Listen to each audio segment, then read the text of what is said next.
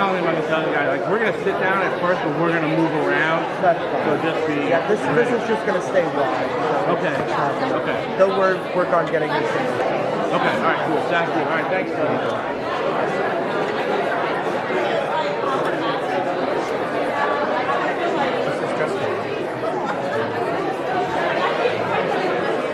I am. Just an FYI, they're going to be moving around a lot, so. There, try twisting the elbow.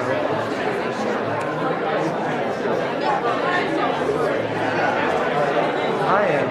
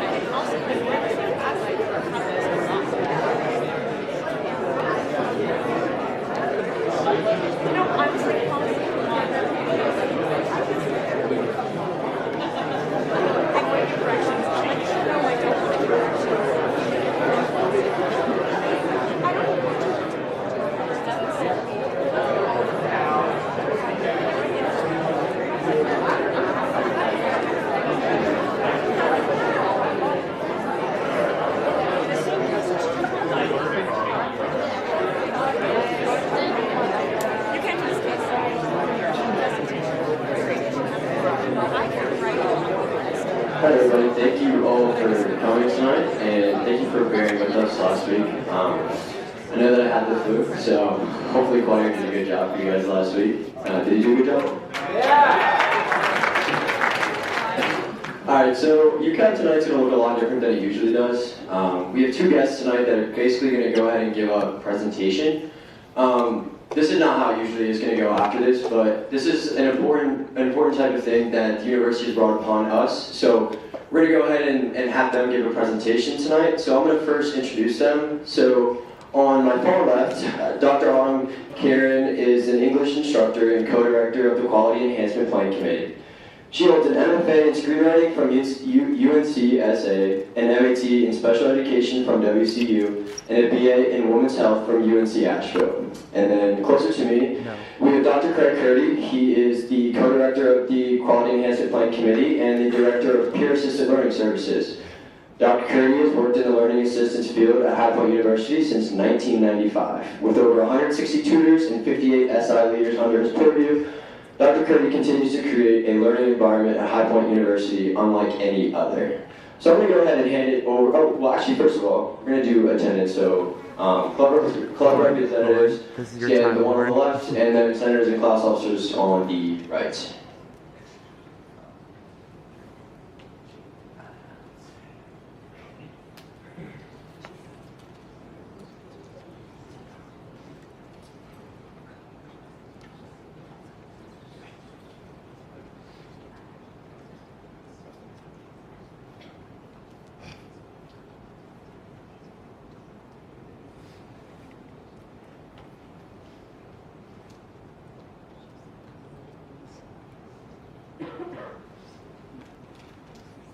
And as you guys are finishing that up, please keep in mind that you should only be using your phones if the presentation allows for it. And we're here to respect our guests, so please make them feel welcome. And if you're not on EC or a class officer, please put away your laptops and your phones while they present.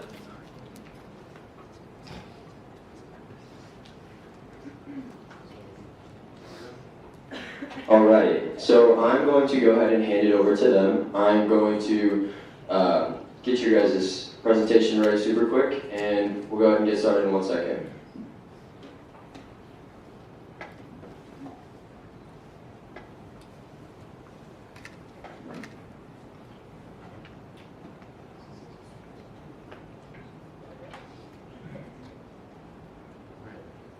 Thank you guys, and you should be good to go. There we go. All right, thank you, Evan. Appreciate it. As he mentioned, introductions, I'm Dr. Craig Purdy, and we're so happy to be here. And I'll let Autumn introduce herself. Hi, my name is Autumn Karen, and I'm actually not a doctor. Fun fact, you do not have to be a doctor in order to teach at a university. Well, fun fact for all y'all. But I do have an MFA, which kind of counts. All right, so you've already learned something. There you go. There you go. Very good. So we're here tonight. We're so happy to be here, and thank you for the invitation for us being here today to talk to you about something that's called the Quality Enhancement Plan. You're going to hear that over and over again over the next 6 months, year. I mean, this is a 10-year plan. So here's our logo here, EQ at HPU, which we're talking about what our QEP is. For every 10 years, we have to get reaccredited. The university and every school has to get reaccredited by a program, the SACS Institute. And so what SACS is Southern Association of Colleges and Schools. And you have to be accredited in order to give out diplomas. And like if you want to go to graduate school, you have to come from an accredited university. So there's a lot riding on this. This is very, very important. So the QEP is a portion of this accreditation. And every school gets to pick a theme or a topic or something that they would really like to work on for their students. So they want their students to work on as well. And so for these upcoming 10 years, it's emotional intelligence. Some of you who are seniors probably remember when we talked about growth mindset. And so we're continuing that and evolving that into emotional intelligence. So there's our tagline there, EQ at HPU, intelligence that connects. So we're going to go ahead and talk to you about that, and we're really excited. This is going to be interactive as well. So like, you know, we're going to move around. You guys are going to move around. We're going to have some activities, so we're really looking forward to that. Excellent. Thank you so much, Dr. Purdy. So right now, I want you to think of the best leaders that you have worked with. Take a moment and imagine the best leaders that you've worked with. And I want you to think of one word that encapsulates them, and then we're going to rapid fire. Just call them out here, y'all. Hi, Jackson. Persistent. Persistent. Excellent. A listener. A listener. Awesome. Knowledgeable. Selfless. Inspiring. I recognize so many former students in this room. Between the both of us, we know like everybody in here. I feel like we do. Yeah. Determined. Humble. Oh, good. Go Anybody? ahead, I see you back there. Go ahead. Confident. There you go. Okay, good. Devoted. With control. Okay. Executive. Executive. Oh. Yes, sir? Disciplined. Right. Understanding. Yep. Awesome. So what do all of these things have in common? Almost all of them, not quite, but almost all of them are related to their emotional intelligence rather than their ability to know the field. We have like a couple of things that were about their knowledge in the field, but for the most part, like humble, discipline. These are acts of emotional intelligence. These are not like intellectual acts. And so exactly what we just talked about is why this was chosen for the QEP. We could have chosen anything for the QEP. There were other things on the table. You can actually go dig around on our website and find out the other options that we had. But a big reason that EQ was chosen by the committee and then by the administration was because it has such an incredible impact on leadership, on personal development. This is something that touches every part of your life. So as Dr. Curdy said, this is an essential part of our accreditation. If we are not accredited, your diplomas, they don't mean the same thing. And so there are universities out there that are not accredited. You can go look them up. Their diplomas do not mean the same thing as ours. So this is an essential part of your university experience. Now we're doing this for accreditation, but we're also doing it because it's important for your development. We decided on emotional intelligence, and it goes for 10 years. And like Dr. Curdy said, our previous one was growth mindset, which who in here has seen growth mindset around campus? Good. There you go. That's not bad. So I do want to address this. Why are we calling it EQ if it's emotional intelligence? Why don't we call it EI? Y'all are going to get books at the end of this, and you'll notice that he says EQ everywhere. This is like the nomenclature for it. This is what we talk about. You will hear EI sometimes, but EQ means emotional quotient, just like IQ means intelligence quotient. So IQ would be understanding how to use AI, how do you interact with ChatGPT. EQ would be how do you deal with the fear that it's going to mean you don't have a job when you graduate. Okay, so difference in IQ and EQ, both are incredibly important. Good morning. Can I take your order? I'm going to tall shot. No, large black coffee. Or? Large black coffee. Do you mean a venti? No anymore. You mean a venti? Yeah, doing something about venti is large. Now, Venti is 20. Yeah. Large is large. In fact, tall is large, and grande is Spanish for large. Venti's the only one that doesn't mean large. It's also the only one that's Italian. Congratulations, you're stupid in 3 languages. Venti is a large coffee. Really? Says who? Fellini? How much is that? Here's a 10. Do you accept lira or is it all No, euros? let's just keep the change. They call sizes here. You know, you've been getting fights with everybody. The girl at the party. She said ASAP. ASAP. Oh, I'm sorry. Huge crime. It's like 24/7 or been there, done that. You hate that too. I don't hate it enough to let it ruin my day. But you have lost the ability to take any joy in life. I can't stand it anymore. You're mean to everybody. And FYI, it's called a venti because it's 20 ounces. 20! Venti!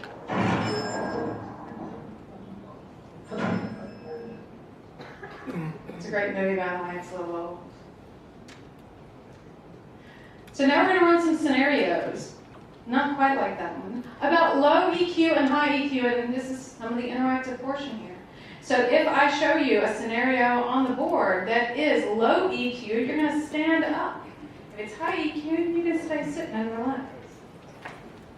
So the first one is, you're in a coffee shop before class. The barista explains the difference between drink sizes, and then you roll your eyes and say, congratulations, you're stupid in 3 languages, because you saw this in your book. Oh, look at that. Yes, that is indeed low EQ. Thank you. Oh, now look, passed the test already. Good job. Oh, there's a bunch of these, so it's going to be up and down. We're getting the blood flowing. During an SGA meeting, someone questions the logistics of your event proposal in front of everyone. You respond. Tell me more about what concerns you. Is this low EQ or high EQ?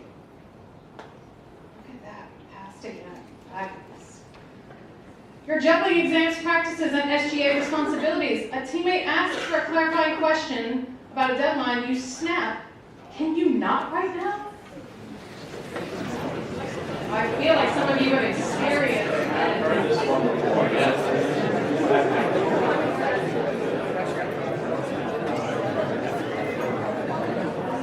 How about this one? A student posts on Instagram that SGA never listens and calls out your recent decision. You reply in the comments defending point by point. Is this low EQ or high?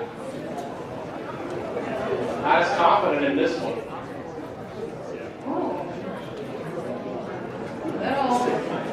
Internet's a tricky place. I am not going to tell you the answers, by the way. Not yet. How about this? A student posts on Instagram that SGA never listens and calls you out on your recent decision. You reply, we'd love to talk more. Feel free to DM us or attend the next meeting. Is this low EQ or high EQ? So see the difference in the wording there? See see how important that is and the reaction? That's what emotional intelligence is. It's you have that initial reaction, but like, all right, let me pause for a second and let me come up with something different to say. You know, take a minute, let it process, and that's emotional intelligence. And we have all deleted comments on the internet before. It's okay. You're juggling exams, practices, and SGA responsibilities. A teammate asks a clarifying question, and you say, I'm a little overwhelmed. Can we circle back in 20 minutes? Low EQ or high EQ? Tell me how. Right, high EQ, right? So, Right, so just, some time. that's right. It is okay to pause and reflect. Nothing wrong with that. After presenting an initiative to the administration, your proposal is declined. Later, you tell your peers they never listen to students anyway. That was a compliment. I don't know. Is it okay to vent to your peers? This is a like, right? Depends on who the peers are. Depends on the situation. Good, y'all are rolling. I think this is the last one. After presenting an initiative to the administration, your proposal is declined. You follow up. What would we need to change for this to be approved in the future?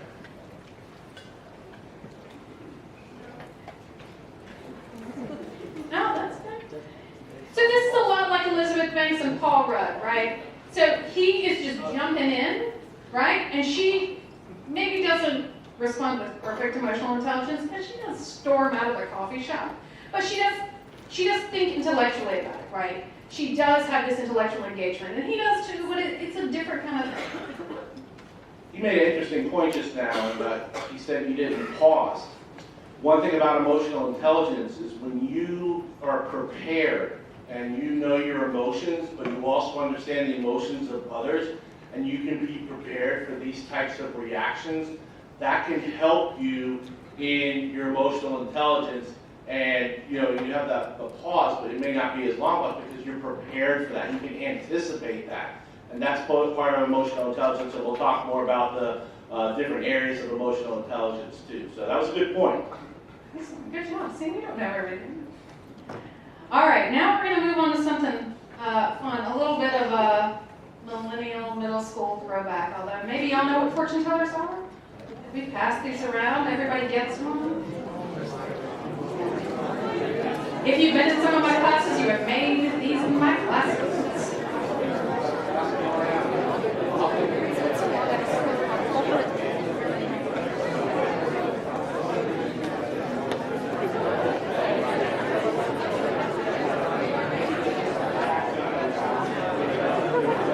If you don't know how to fold one, here's my fuzzy picture of how to fold one.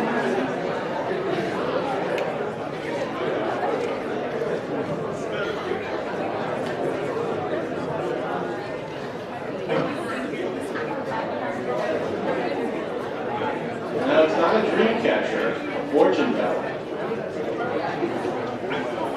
There are lots of names for these.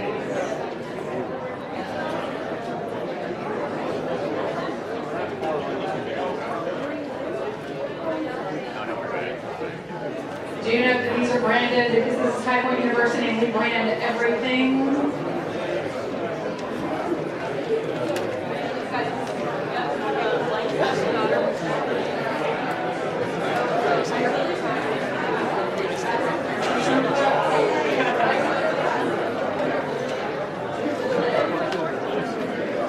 You are going to have to interact with these.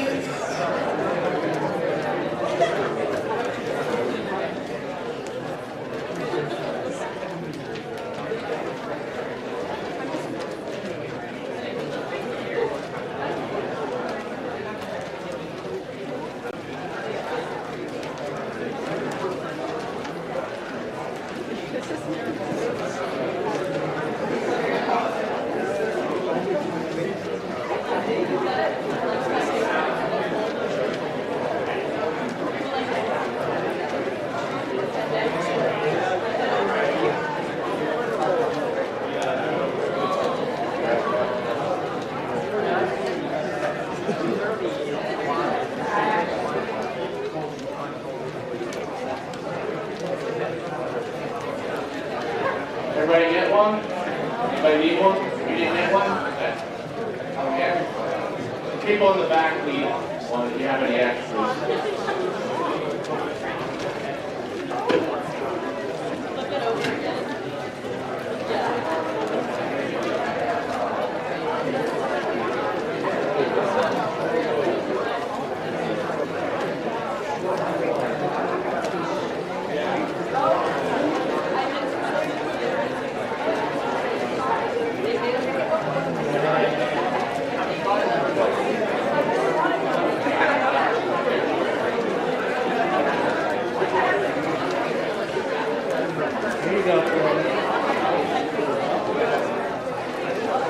Anybody else need one?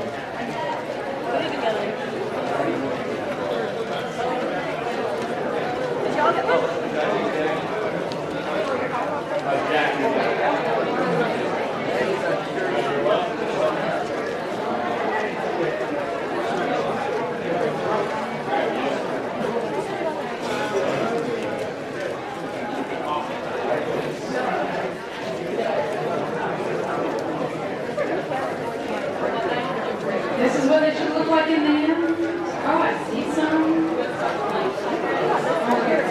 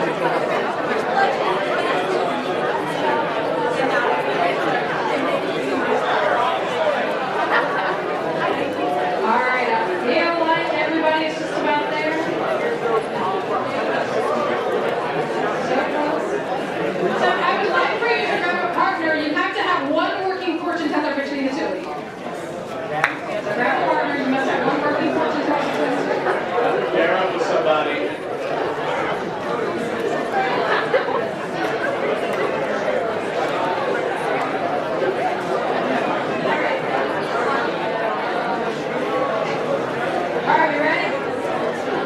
There we go. If you don't have if there's three of you, that's fine, y'all. This is an SGA meeting. Chill out. Not that deep. All right. So from here, while y'all finish that, I'm going to tell you a little bit about what EQ isn't. EQ is not a substitute for academic or technical competence. EQ is not being easy. It's not the easy way out. In fact, EQ is about awareness of your emotions. EQ is about empathy and perspective taking. EQ is challenging. It is not just being nice. It's not just rolling over. EQ in a lot of ways is about boundaries and holding strong boundaries for yourself, which is not always easy. It's not just about avoiding conflict. In fact, a lot of times EQ is about having the awareness to pause and realize that conflict is even going on. Because sometimes we don't even realize we're in a fight, right? I've been there, where you didn't realize you were in a fight and then you weren't. One thing I'll say about EQ too, about being nice is like, you know, sometimes when I was teaching my class, I would always stay after class and answer questions and that sort of thing. Well, one class, they made me mad. They were misbehaving. I was mad. And so I was like, you know, didn't know what emotional intelligence was back then. But I was like, you know, as soon as class was over, I collected my stuff and I left before everybody else. They got the message.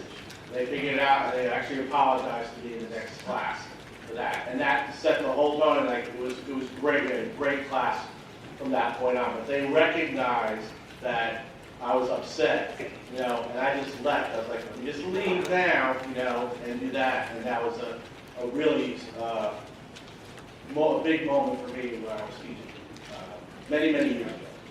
Thank you for sharing, Dr. Kirk. Good. It is. Sometimes you gotta just pause and walk away. And we're gonna talk about some of that. So find your partner. You have partners. One person is gonna run the fortune teller. You're gonna choose a word, and then if you've never used a fortune teller, the way they work is you spell out the word. So like ACT, and you kind of move it back and forth. There we go. Let's get some votes here. Once you're in the center, you're gonna pick a number, and then you'll read the scenario and talk it out, and then you'll switch roles. We're gonna do 4 rounds, 2 minutes each. We gotta go fast. Clock goes now. Go ahead.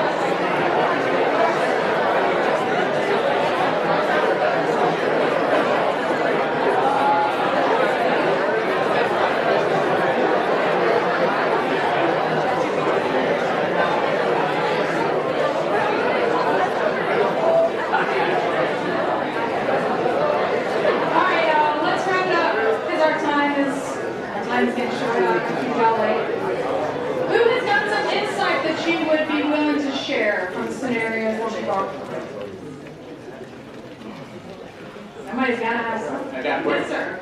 Oh. We just talked about your social media, the way that you react on social media, and if somebody is getting mad at you or frustrated and is calling you out, to kind of pause and be smart about the way that you're creating your digital footprint, because it's so important to make sure that you're putting your best foot forward out there because of how permanent social media is. Oh, that's very good. We have somebody over here. Yeah, we talked about when an event has a low turnout, it's really easy to blame others for anything that may have happened for the reason why it had a low turnout, but the correct thing to do is to debrief without necessarily blaming people for what may have happened and kind of just cover the basis and see what you can do better next time.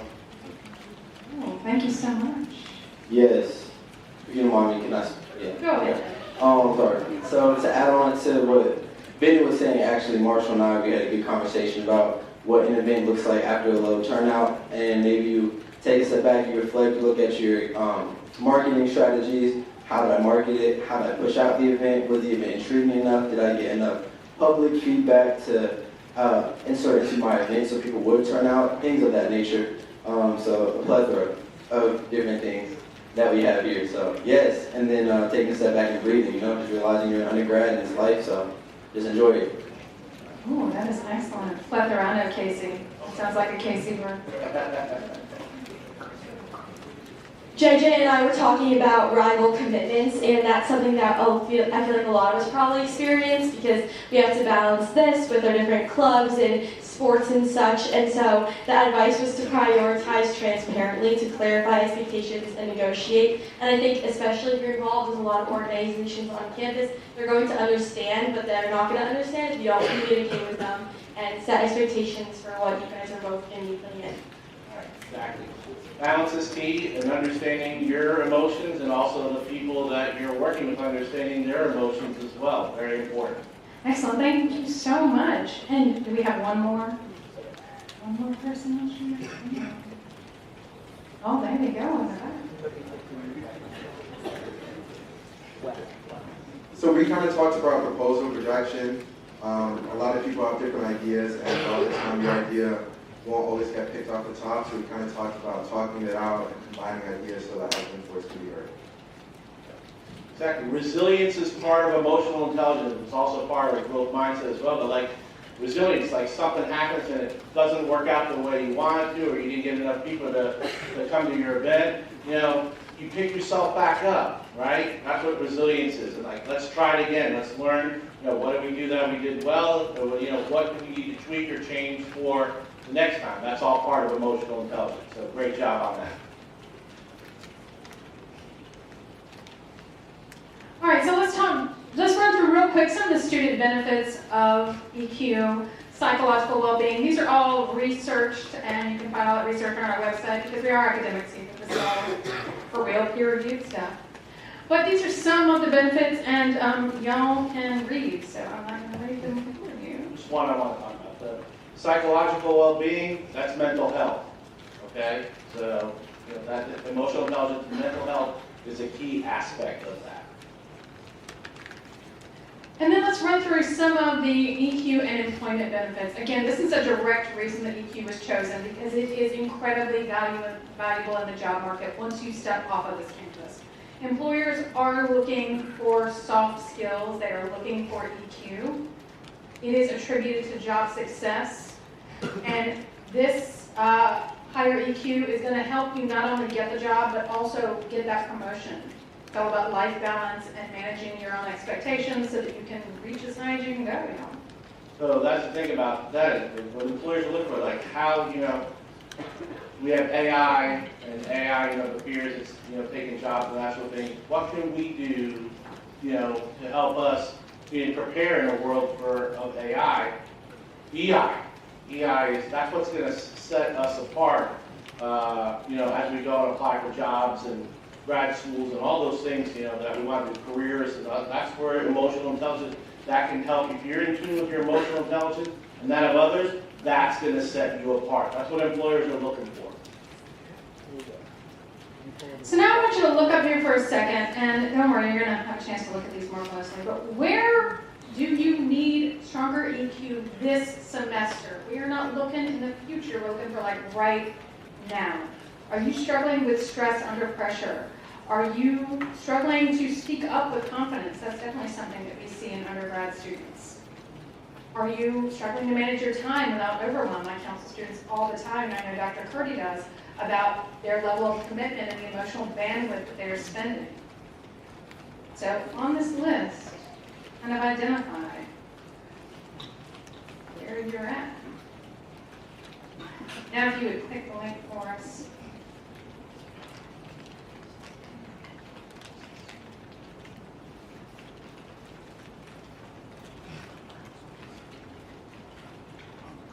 We're going to do a little Slido here, and when y'all scan that, you should see the same list, and you can just copy and paste it right in there. Or you can add something new.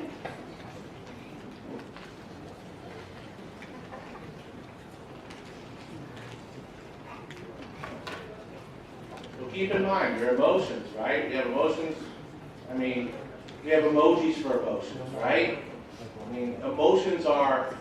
We have, on an average, we have about 400 emotional reactions every single day. 400.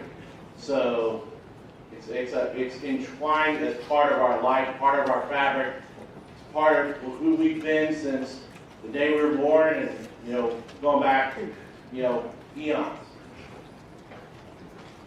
I can see that somebody is struggling with the pressure of 6, 7 right now, and it's everywhere I get. It's stressing me out too. My 13-year-old says it at least 12 times a day, and I can't do it.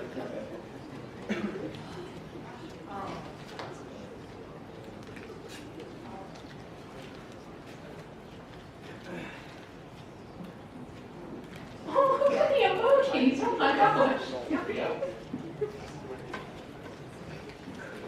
This is fun, but this is actually some of our research for our QEP. So what we see showing up here are some things that we're going to talk about taking action on. So please give it your all. If somebody put public speaking, that's usually people's greatest fear is public speaking. So my greatest fear about public speaking is I'll have a joke, and I'll tell the joke, and I think it's hilarious, and I'm about ready to laugh, and then it's dead silent. That's my thing. And then there's sometimes where I say something that I didn't realize was funny, and everybody starts laughing and gets scared. Somebody's stressed out about cows. Me too, I'm a vegetarian, so the cows do stress me out. Managing your time, that's very important. Very important emotional intelligence.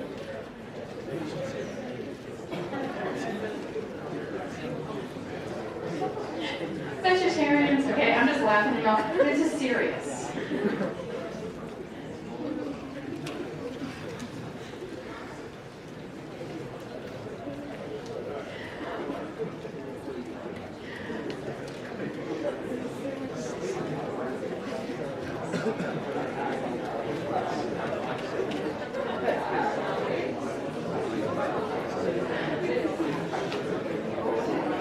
Waiting for book 4.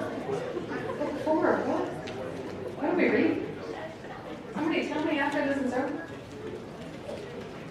Listening without interrupting. That's good. So when I looked at this, that slide, sorry, like when the first slide, like when you think of leadership, what's the first thing that comes to your mind? The first thing that came to my mind was investment. Like you need to be invested. You need to be invested in yourself, but you need to be invested in others.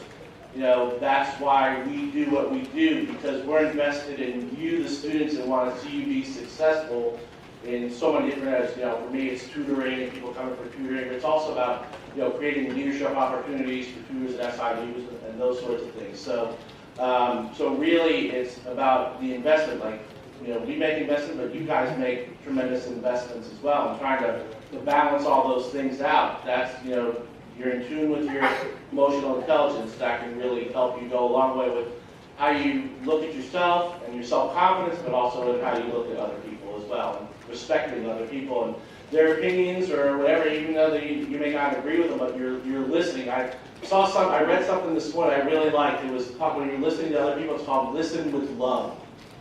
So you may not agree with them, you know, or you may have a different perspective or a different experience, but be attuned to them. Listen with love. And I do want to address the jokes here, because that's an important part of emotional intelligence. I know that that's funny and silly and it seems like you're not taking this seriously, but number one, laughter is often a stress reaction, right? If you can't deal with the fact that some of these serious things, navigating difficult conversations, managing stress under pressure, you might react by telling a joke. And in lots of situations, that's actually a really EQ healthy way to deal with stress. So the fact that y'all are mixing jokes in here, I think that's a positive thing. I think that shows that I don't think it means you're not taking it seriously. I think that it means that it's overwhelming. Be alive. Okay, let's hear it. Please keep it clean. Of course, of course. Alright, so I have a joke for you guys, because it's just on the topic, so I'm going to take one. Okay, we'll see how this one lands. First, you guys want to hear a construction joke? I'm still working on it. Okay, that was the first one. Alright, second one. Second joke. What do you call a deer with no eyes? No idea. Dang. That's my joke. Okay. I got one more because it's Valentine's Day. What did one light bulb say to the other light bulb? I love you a whole lot. Alright, thank you. I should have told those to give that chance. All right, one thing that I do want to bring your attention to before we head out is this. This is important. It's important for our accreditation. SACS is going to be on campus from March 16th to 19th. And if one of them shows up and asks you what our QEP is, it's important that you put your hand on your heart. Please put your hand on your heart right now. And say, our QEP is emotional intelligence. There you go. And I need for you to commit, y'all are the SGA, y'all are the leaders on campus, I need for you to commit to tell 3 people that our QEP is emotional intelligence. Because I can ask anybody on campus what our QEP is, and we need to be able to say it, because if somebody says it, I don't know, that's it's not good for us. And they will ask students. They will definitely ask students. So please make sure you get that out. That's part of the reason why we're here tonight, is to promote what we're doing with emotional intelligence, how it's going to impact you, and but also to promote to get the word out to everybody. We were at the staff meeting on Monday. We're talking to you guys tonight. We're talking to the graduate students next week. We'll be speaking to the faculty as well. So we're trying to get this out there. So because this is something, the QEP is something that impacts everybody. It's for students, but it also can benefit staff, faculty, and we're going to incorporate it in the classroom and those sorts of things. So you're going to see a lot of it over the next 10 years. So we're really excited about it, and we can see initial, immediate, positive impact for you, but on down the line. So this is a short term, but it's also a long term thing. That when you graduate, whenever that is, if it's this year, 2028, whenever. And for the people who are coming behind you, that they're going to know what emotional intelligence is, and they're going to know how to utilize it to the best of their abilities, and to work with others, and to cooperate with others, and collaborate, because that's relationships. It comes down to relationships. And when you have relationships with people, that provides value, and you just feel like you're a part of something, which is great. And again, it's just something that makes you feel good about yourself, but also, you can make other people feel good too. You have positive vibes. Absolutely, thank you so much. And this QR code is actually on your little thing, so we don't have to do anything with it. I do want to say, thank y'all for your leadership. It is no joke the level of commitment y'all have. It is no joke what y'all do for this campus. And if anybody told you today, thank you for what you do for High Point and for your fellow students. And we'll see y'all on our website. Just one more thing, and I want to just reiterate what Amanda said. This place functions because of the students. And why I love coming to work every day is to work with you guys.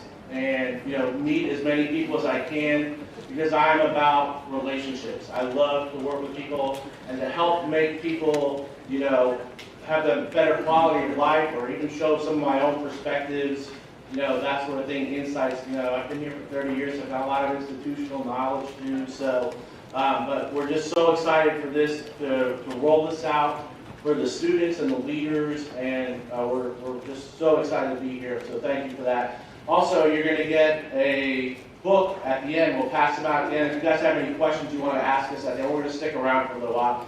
This is a book called The New Emotional Intelligence, and it's a really good book. It has a bookmark in it as well. This is the second time I'm reading it, so that's why my bookmark is in the front. So we'll have a bookmark with the QEP logo and a quote on the back from Dr. Daniel Goleman. In a very real sense, we have two minds, one that thinks and one that feels.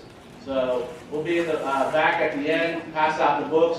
Thank you guys very much. Have a great night, and we appreciate you. Thank you. Please, our meeting isn't over just yet. Let's say thank you to the QEP folks again. Thank you guys so much for coming tonight. Alright, so we're going to talk about finances just for a second. If you guys have questions at the end, please make sure that you ask Brady. And I'm going to go ahead and hand it off to him. Hey guys, I know that this might not be the first thing you want to hear right now, especially as it seems like we're about to wrap up. But really quickly, I want to go through a couple of things finance related. It'll be quick, and I'd love to kind of just make sure that we're all on the same page going into the spring break and last bit of the semester. Really quick, our bill account balance is $98,573.29. So we are sub $100,000. If there are events or trips that you're looking forward to putting in, I would recommend you do that now, and we'll talk about that process in just a little bit. So club accounts. We've sent up the account activity page, but then we're also recommending that you keep your books, especially going into the budgets that we're asking you to present, as well as the last bill items that we're looking for you to put in. We think that it's really important for us to make sure that we're updating the information on our end, but also that you guys are updating the information on your end. So make sure that if you're not already tracking your expenses as well as the money that you have coming in, I would highly recommend every club and organization does that. As for finding that account information, we've sent out a couple of emails about the link and the password to access the account activity page. If that's something that you need to be sent to you, again, we can do that. Just please reach out to me or the VP of Finance, Marshall.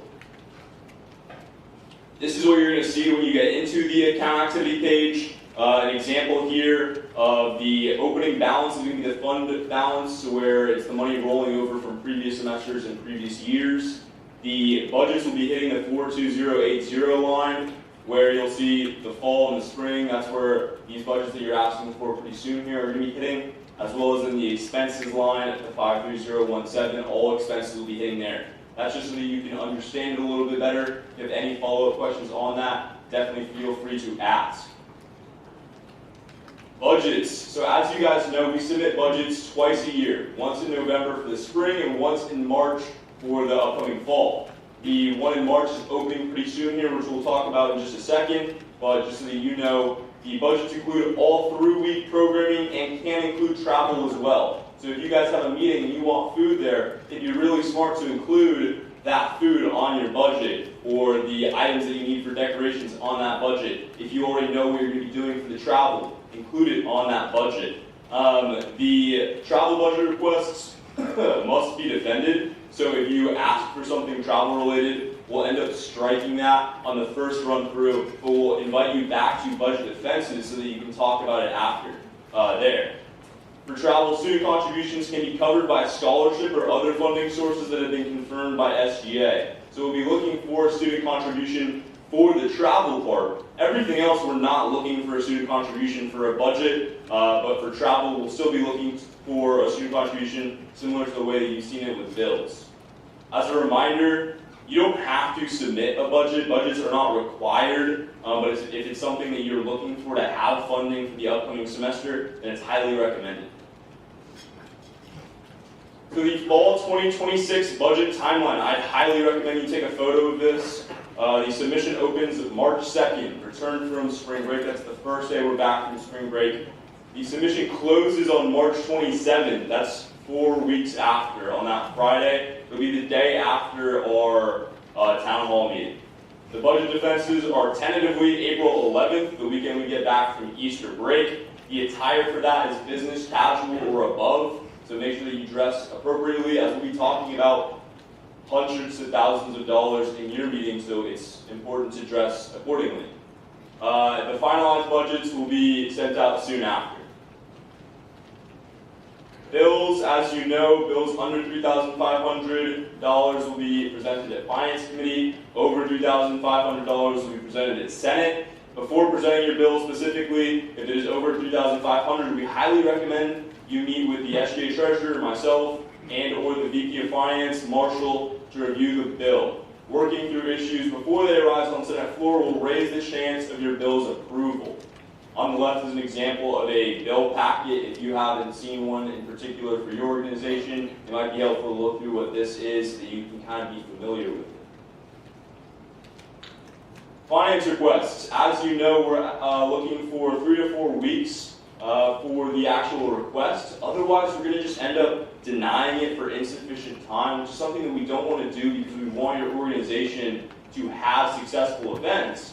But if we don't have the right timeline on that, then we can't make sure that that gets approved. We'll go through what that timeline looks like so that you can better understand it. The types of purchases that you can put through for finance requests are Amazon or Lowe's cards, store cards, vendors, invoices, and we don't do reimbursement. So you might see a reimbursement selection, but most likely that's not something that we're going to be doing unless we specifically coordinate that with you.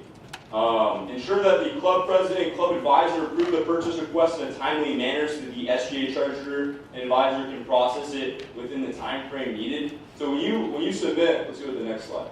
When you submit your finance request, it goes through a lot of different approvals. The first one, so the treasurer is going to submit the finance request, then the president of the club has to approve it, then the advisor of the club has to approve it. That's just making sure that the club is in line with the purchase that you guys are trying to make, and that everything works within the book that you're keeping, how we talked about that earlier. You make sure that you have the finances for that. Then when it gets to the SGA treasurer, I'm making sure that the source that the money is coming from, that you are either selecting a bill or a budget or your fund balance, depending on making sure you're doing that correctly and that you have the money. I'm also checking your balance just to make sure that you're not in debt or anything like that. And then when it moves on to the SGA advisor, she's making sure that the documentation, the policy is there, and then it's going to move to the procurement office approval with your contracts and account charges, and then it's hitting the accounts payable and accounting, which is like tax guidelines and payments. So as you can see, this process is really lengthy. That's why we're looking for the 3 to 4 weeks, because of how much time it takes to hit all those different people. So for your finance requests, as you know, if you have something tangible, an item that is going to be given to someone, this includes cords, stoles, donations, take-home crafts, entrance tickets, or community service items. Things like that need a gift request. On the left side, you can see the gift request form. You need to fill out the gift request form and get that approved, and then attach an approval PDF of that, so that when we're going through your finance request, we can see that your gift request has been approved and you can actually do what you're planning on doing. Really quickly for vendors, just so you know that food purchased off campus under $250 is allowed with prior approval. For orders $250 or more, harvest table approval is required. And any other approved vendor questions you might have, definitely feel free to let me know. Really quickly, we'll just touch on some travel points, and then we'll be able to wrap it up. The people that are responsible for the trip should be the advisor or chaperone, as well as the student coordinator. For these submissions, we're looking for 6 to 8 weeks. So while a finance request is a little bit of a shorter timeline, it's still about a month. This one we're looking for about a month and a half to 2 months out when you're planning this. Preparing for a travel event, or bill request requires tons of details.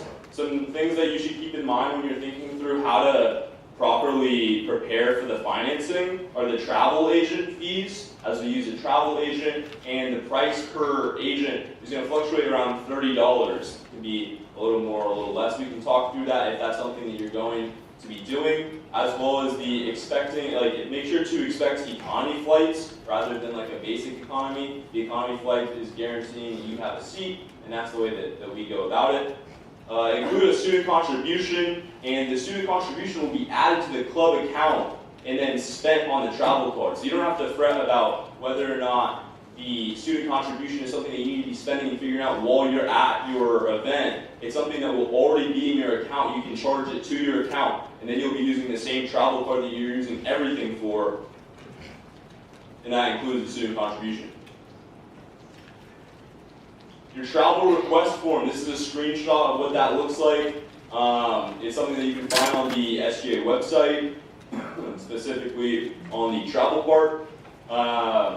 And you can fill that out. And then after you fill out the travel request form, we have a couple more bullets about using a link in the email to submit the flight request. The CTP or Concur will respond with flight options. And then CC Amanda Martin, who's our advisor, she's really going to be working with travel more so than the treasurer. And she'll respond with the flight options, and then she's going to submit the payment. Only the advisors can coordinate flights and hotel booking, and then hotels, block links included in notes, non-block booked through CTP. Registration is submitted through a finance request, and CTP link can be used to get flight hotel quotes.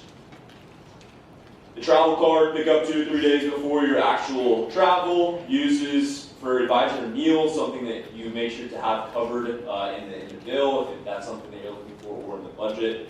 The airport baggage advisor purchases must be returned within 24 hours of return from your event, with all the receipts as well. That's very important. Missing receipts equal missing receipts forms. There's a form for that. And then remove info from Uber transportation apps. And no alcohol purchases, and not for student meals. That's something that you'd be covering yourself. This is the transportation form, and that's something that if you need to get to or from the airport or wherever your conference is, there's a link for that as well online. Now, one thing that I would love to kind of leave you guys with is that we have the Spring Treasure Roundtable on March 12th at 8 p.m. after UCAP. If you are in bad standing financially, we would really love to see you there. That's going to be mandatory for you. If you're not in bad standing, it's highly recommended that you're there because we'll be talking about things similar to this, as well as just going a little bit deeper on how this process works. And if you're a treasurer, that's just great to do so that you can either hand off the information that you have to the next treasurer that might be coming in, or you can just finish out the year strong. Other than that, if you have any questions, I'd just love to hear those maybe after this. Otherwise, thank you guys so much. Thank you, Gary. All right, I have 2 things before we wrap up, and then I'm going to go ahead and let you guys out after this. All right, so this is something that the university asked us to share with you guys as well. This is the ESPNU game. We have another one against Asheville. That's going to be this Thursday, or the Thursday coming up.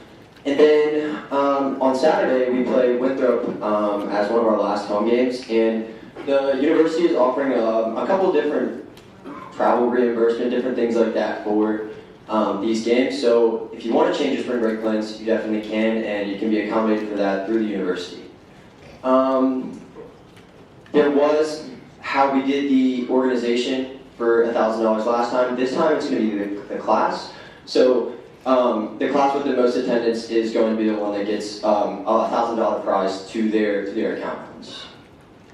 And then this last thing, this is just the new way that we're actually going to be doing UCAP. I know it wasn't the way that it's usually been this evening, but for these questions, we're going to ask you guys to submit these, and then we're actually going to pick the people for the normal UCAP panels based on the questions that you guys asked before. Hopefully that kind of gets, so say there was a, like, sure, dining. So say there's a big dining event coming up, or like there's a different season where you'd like to see a different type of meal or something like that. That's when you can submit those questions before, and we can have somebody come in and talk about that. Same thing with like housing. So if housing is coming up and you want to hear about it, and we hear those questions, then we'll have somebody from housing come in and sit on a UCAP panel. But other than that, thank you guys so much for tonight. And again, thank you to the QEP folks back there. If you guys want to go ahead and pick up that book, thank you guys so much.